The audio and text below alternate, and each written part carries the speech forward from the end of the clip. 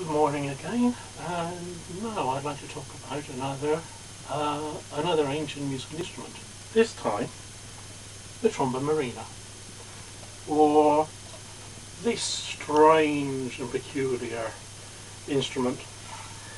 It developed in the Middle Ages from a type of plucked harpsichord, which is shown in the 12th century carving of the church in Vézelay. Now, the monochord was a teaching device invented by Aristotle. Aristotle wanted to show how strings, the note made by a string, changed when it was stopped at different lengths. So, basically like the frets on a modern day guitar. If you play the open string, you get one note. If you play the first string, if you stop it at the first fret, the note changes, and so on. And it's all to do with harmony. It's all to do with musical harmony and proportion.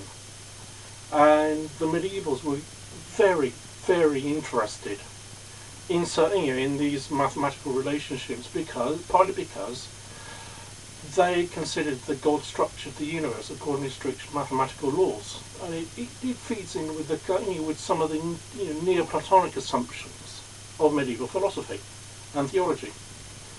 And so they took the monochord, and it developed into the Tromba Marina, or Trumshite. Nobody quite knows why it's called the Tromba Marina. Some people have called it, have translated it as, well, it's Maran's trumpet. Maran was a great 14th, 15th century French musicologist. Others have said, no, it's a marine trumpet. It was used for signalling at sea.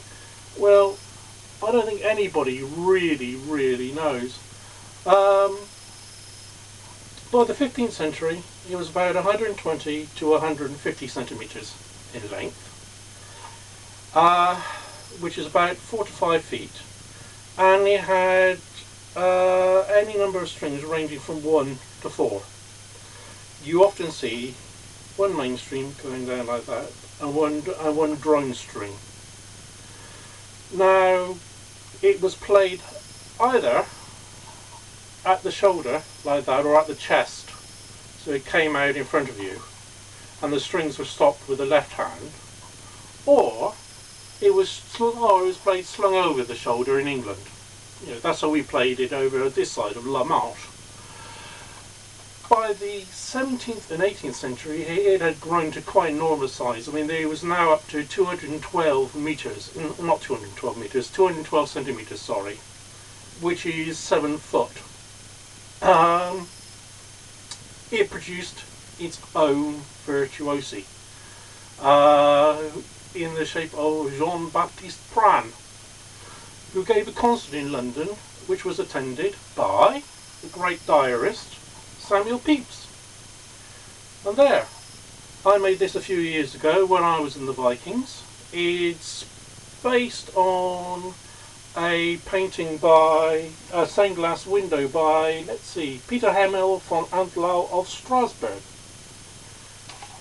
This is what one of these looked like, and I hope you've enjoyed my talk.